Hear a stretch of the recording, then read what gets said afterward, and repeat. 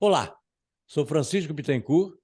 Estamos dando início a mais um podcast Liderando com Bita, que você poderá acessar via YouTube e pelo Spotify. Nosso convidado de hoje é o professor Gilberto Malamuti.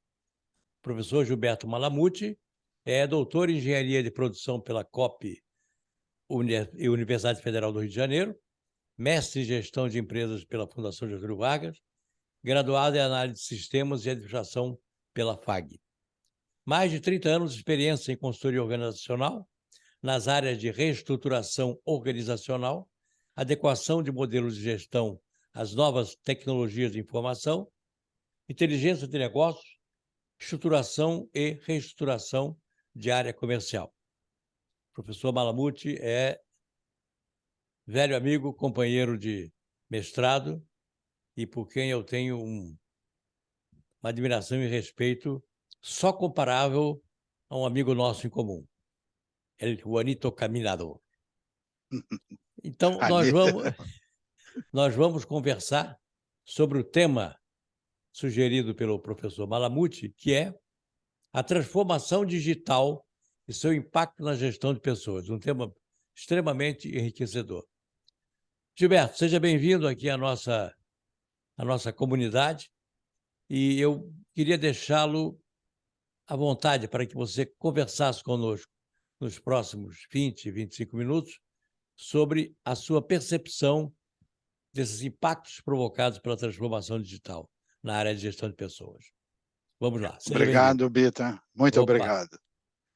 Eu gostaria de começar antes falando algumas referências que eu utilizei, que são referências da HP Enterprise, da Farol Data Analytics e de uma conferência da Tableau de 2019. Muito bem. A transformação digital e seu impacto na gestão de pessoas, né? A primeira coisa, o verbo transformar, né? O verbo transformar diz respeito a quê? Alterar, variar, tornar diferente o que era, enfim, mudar a forma, né? Então, a transformação digital ela vai levar em consideração, principalmente, tornar diferente do que era, né? De verdade, Perfeito. é um processo para substituir completamente formas manuais, tradicionais de se fazer negócio, por alternativas digitais, né? Isso vai trazer Sim. profundas mudanças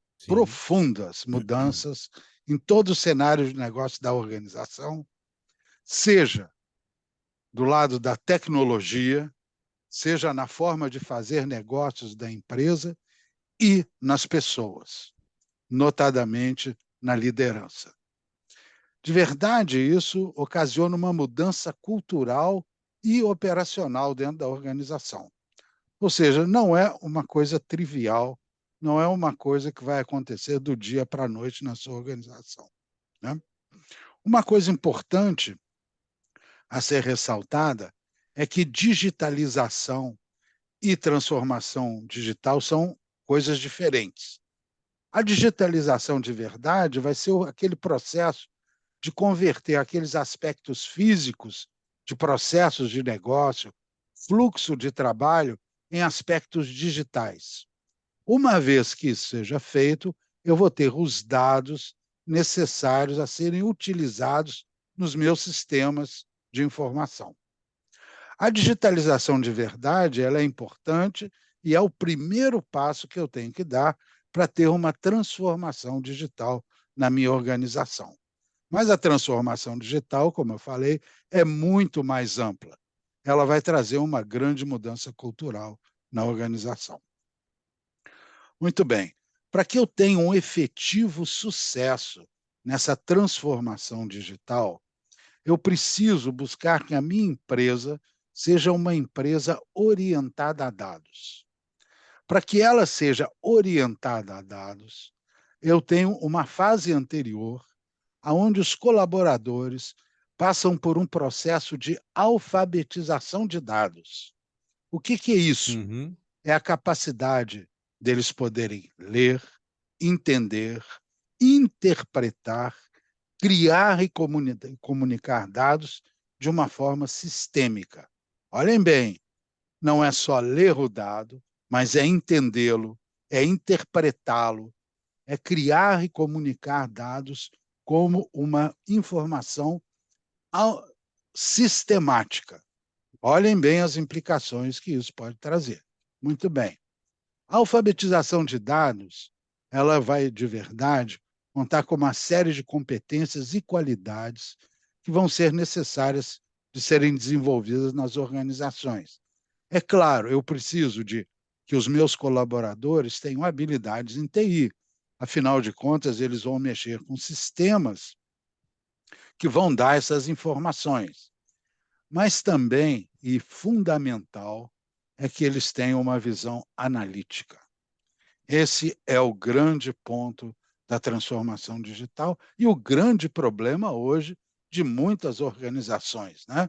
De terem colaboradores com essa visão analítica. Para quê? Deixa eu Para que fazer, eles possam. Pois queria não, fazer só uma questão. Essa pois não. transformação, que me parece essencial, ela atinge somente as lideranças ou todo o universo de Todo o colaboradores? Todo o universo. universo. Perfeito. Eu vou falar daqui a pouquinho. Todo Isso. o universo. Uhum. Eu tenho que pensar, Bita, de verdade, em ter uma competência coletiva. Perfeito. Esse é o ponto. Eu tenho que olhar a minha empresa como um portfólio de competências. Esse é o ponto. Então, a partir do momento, né, que eu tenho essas competências, essas qualidades, que desenvolvo essas habilidades em TI e desenvolva programas muito sérios de capacitação para uma visão mais analítica, para quê? Para que eles todos possam entender as oportunidades, né, e a relevância, né, que isso vai ter no decorrer das informações disponibilizadas. Não adianta mais ficar olhando para uma informação sem saber o que está atrás dessa informação. Esse é o ponto, né? Então, assim, nesse contexto, a gente pode falar em empresa orientada a dados, ou Data-Driven Organization, e cultura orientada a dados, Data-Driven Culture.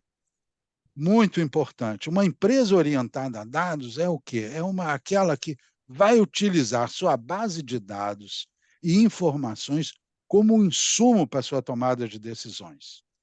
De verdade, as suas ações têm que refletir o resultado dessas análises obtidas em seus dados, né? Ou seja, isso traz uma consequência que não é mais aquele processo decisório baseado no achismo, e muito Uhum. menos baseado no passado. Uma Perfeito. decisão no passado pode ter tido sucesso, mas no momento atual pode ser um fracasso total, Uhum. né? Muito bem. Então, eu tenho que utilizar a minha base de dados e informação como insumo para o processo decisório. E essas ações têm que refletir o resultado dessas análises que eu vou obter com esses dados. Para isso, então, eu tenho que ter métricas bem definidas, uma coleta contínua, repito, de dados, sabendo da relevância desses dados. Não adianta também sair coletando dados que não sejam relevantes, vou me afogar em informações, né? E aí, então, essas ações refletindo isso, nessa continuidade, eu tenho que saber onde e como coletar essas informações e vou ter também indicadores de desempenho das ações tomadas em cima dessas informações. Então, olhem bem a complexidade da coisa, né? Perfeito. Aí vem a parte dos colaboradores, né?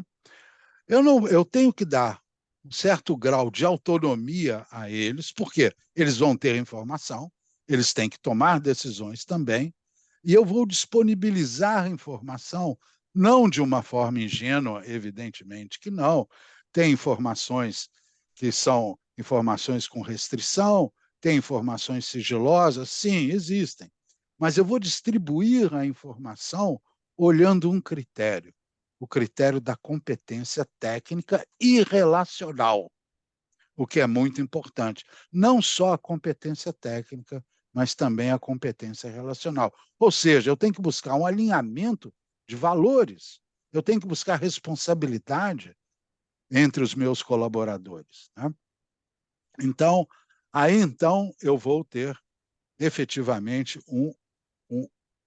um grupo de colaboradores, né, minha empresa, com um processo decisório descentralizado, né, onde eu vou estar olhando as competências. A partir disso, eu tenho pessoas que vão me ajudar na análise dessas informações, vão debater decisões, mas não de uma forma é, tradicional, mas uma forma baseada efetivamente em dados. Para que eu tenha isso, eu tenho uma outra mudança importantíssima a fazer na organização. Eu não posso ter uma empresa assim baseada numa gestão mecanicista, numa gestão autoritária, Perfeito. aonde o gestor decide e simplesmente comunica a decisão. Uhum. E aí, o que os colaboradores fazem? Obedecem, obedecem e obedecem, né? Não é mais o como fazer, mas tem que ser o porquê fazer. E isso muda Perfeito. tudo, muda a Aham. cultura. Agora, eu tenho que ter esse processo descentralizado, obedecendo, evidentemente, os critérios de competência, né? Não se esquecendo que competência é o conhecimento em ação. Ou Perfeito. seja, quanto mais colaboradores com essa visão analítica, com esse conhecimento, com uma visão dos processos nos quais eles estão inseridos, o senso de pertencimento à organização cresce, vai me trazer a inovação. E aí eu vou ter uma gestão bastante diferente, né. Então eu Agora, não se eu posso me posso fazer uma esquecer outra disso. pergunta? Deve, que É, ótimo. eu percebo que inclusive você está falando, está tocando em uma série de aspectos. Inclusive, eu preparei uma apresentação que eu vou fazer para o podcast daqui a 2 semanas, e eu começo a mencionar alguns aspectos como a comunicação interpessoal produtiva, né? O Exato, trabalho com a informação fundamentada. E aí eu isso. perguntaria a você: haveria um tempo para que essa modificação cultural se transformasse? Vai depender do tamanho de empresa, vai depender da qualificação atual. É. Como é que você percebe isso? Eu percebo que essa mudança, né, todas essas mudanças, né, não de verdade, não é um botão power on, power off, que a Sim, partir de sim, amanhã eu vou claro. ter isso ou ter aquilo. Aham. Tem que ser é um processo de aculturamento. Como todo processo de aculturamento, ele tem que ser homeopático. Ele tem que ser homeopático. Eu tenho que fazer por doses, eu tenho que aferir cada etapa disso. Então são processos que você pode fazer dependendo, evidentemente, do porte, do número de colaboradores que você tem. Eu tenho algumas experiências disso, uma empresa muito famosa, foram 2 anos, 2 anos, Ah, 2 anos. perfeito. Primeiro eu tenho que mudar a gestão, ela tem que ser uma gestão orgânica, Uhum. e isso na cabeça de muitos gestores é uma coisa que dá um nó. Eu vou ter que discutir as minhas decisões Isso, com os exatamente. meus colaboradores? Imagine, alguns não aceitam, eu falo a você, Aham. não aceitam. Ou seja, você vê em muitos gestores que falta uma coisa, que é a humildade intelectual. Uhum. Se não tiver humildade intelectual, não adianta. Ou seja, eu não consigo, num cenário de negócios complexo, eu não consigo ser o dono de todas as informações e de todas as decisões. Se você imaginar, olha, eu quero ver a situação de um determinado cliente. Olhem só o universo de informação que eu posso ter hoje com as redes sociais, as mídias em geral. É uma coisa fantástica. Então, meu processo decisório tem que levar em conta, eu tenho que chamar o vendedor, por exemplo, eu tenho que ver as redes sociais, toda a mídia, eu tenho que ter um grande banco de dados Uhum. para poder fazer acesso, ou seja, tem muitas coisas aí envolvidas. Eu tenho que ter essa humildade intelectual. E por isso, mais uma vez, tem que ser um processo efetivo de aculturamento e demorado. E demorado. O professor John Kotter, de Harvard, ele tem uma Sim, expressão para esse fenômeno que é coalizão poderosa. é, Ninguém é consegue isso. mais trabalhar sozinho. Você tem Ninguém, que ninguém. fazer isso de maneira compartilhada. Perfeito. Embora na cabeça de alguns, eles Oh, acham que tem um S de super-homem no isso, peito, né? exatamente. Eu chamo os gestores Clark Kent, né? São os gestores super-homem, né? Perfeito. A grande preocupação com as pessoas é que elas vão ser, de verdade, o centro dessa cultura de dados. Esse é o ponto fundamental. Esse modelo orgânico, eu passo a fazer uma gestão, não uma gestão de pessoas, mas uma gestão com Com pessoas. pessoas. E essas pessoas, evidentemente, têm que me subsidiar no processo decisório, porque têm que ser competentes, né? É a Uhum. grande preocupação que eu vou ter que ter no processo de seleção dos meus colaboradores. Começa lá atrás. Lá atrás. Eu Uhum. não posso ter aqueles processos padronizados, Sim, né, onde muitos dos candidatos já vão com um checklist do que vai ser perguntado, do que ele tem que responder. isso. Então, eu tenho que ter um RH hoje muito eficiente, né? Com aquelas teorias cognitivas comportamentais, para saber o perfil de cada um e um deles. E, mais uma vez, não basta ter um bom perfil técnico, Sem dúvida. eu tenho que ter a competência relacional para tudo isso, Uhum. né? Perfeito. Então, vai me provocar uma mudança de comportamento grande na minha empresa. O gestor, os líderes, né, vão ter que promover a confiança, desenvolver esses talentos, buscar o comprometimento, e isso são etapas complexas, né? Apoiar o compartilhamento e a mudança de mentalidade. Uhum. Cada um desses itens tem consequências enormes. Promover a confiança, né? Eles precisam, né, de verdade, que todos os seus colaboradores sejam competentes, capazes, né, de incentivar as pessoas, fazerem perguntas críticas, olha só, críticas e até mesmo, eu digo, perguntas curiosas sobre o negócio. Disso daí pode surgir a inovação, né? Ou seja, eu quero responsabilidade e compartilhamento do conhecimento. O desenvolvimento de talentos, de verdade, né? Eu tenho essa grande preocupação, desculpa, no processo de seleção. Eu tenho que ter também mecanismos certos de retenção desses talentos, né? Uhum. Isso é extremamente importante, ver o que está acontecendo hoje lá no Twitter, por exemplo, né? Eu tenho que ter mecanismos bons de retenção desses talentos. Preciso de um programa muito sério de capacitação para esse perfil mais Perfeito. analítico. Não é mais o, como eu falei, o como fazer, é o porquê É o fazer. porquê fazer. É o Sem porquê dúvida. fazer, né? E vão ter também ter esse desenvolvimento de talentos, ele vai passar também por novas habilidades, dado que os meus colaboradores vão ter que aprender a usar essas tecnologias, né? Não são só, com todo o respeito que eu tenho, planilhas, né? Mas é muito mais do que Mais isso. do que São isso. painéis de controle, saber manipular esses painéis. Nada que seja tão complexo assim, mas ele precisa ter uma certa intimidade com essas novas ferramentas, né? Uhum. E Perfeito. aí eu vou buscar o comprometimento, né? O comprometimento, os dados vão ter que ser tratados como um ativo estratégico chave e as pessoas deverão estar comprometidas em obter valor desses ativos. Esse é o ponto.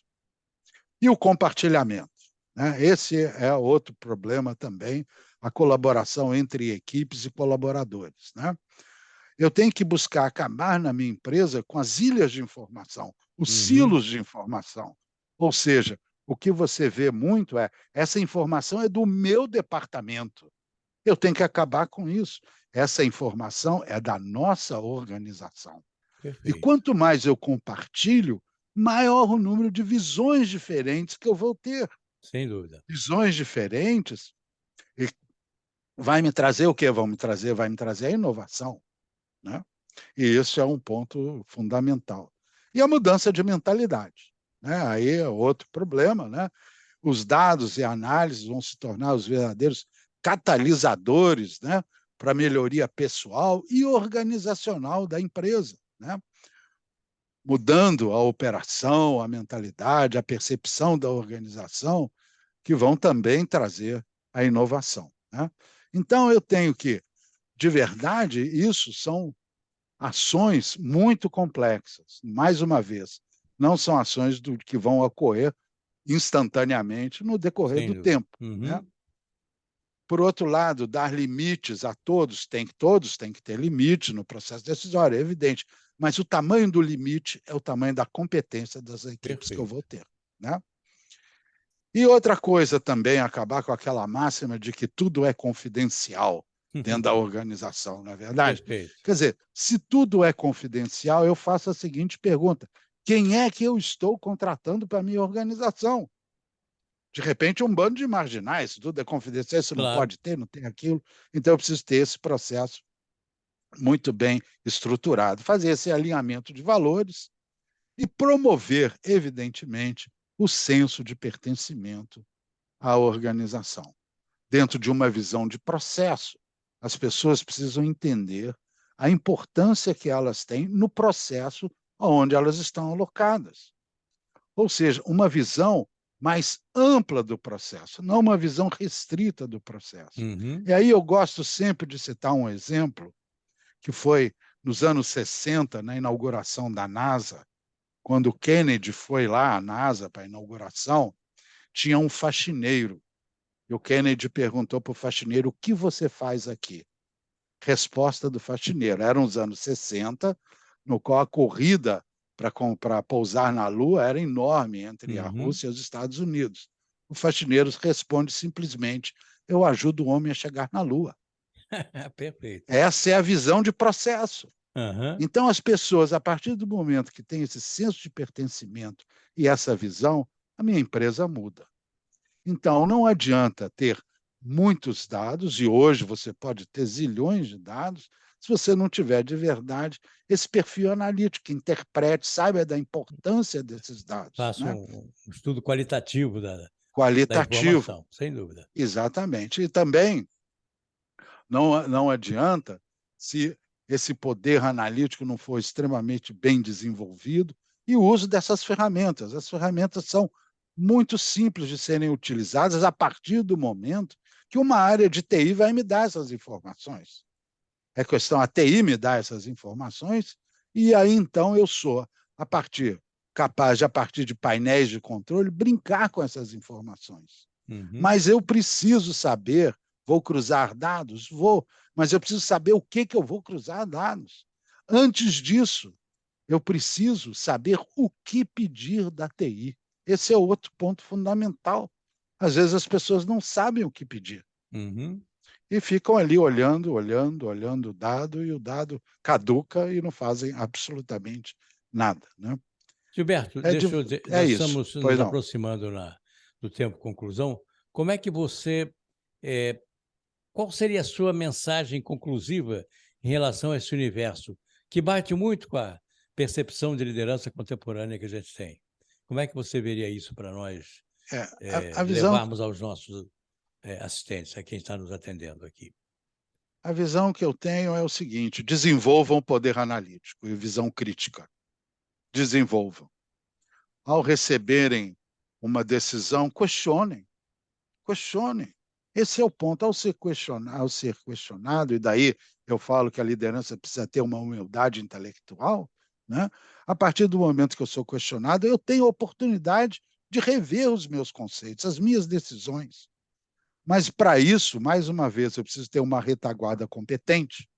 Eu não Sem posso dúvida. colocar para debate todo e qualquer um que não tenha competência. Perfeito. E o processo educacional como um todo, ele tem que se voltar mais para essa visão crítica, para esse Uhum. poder analítico, né?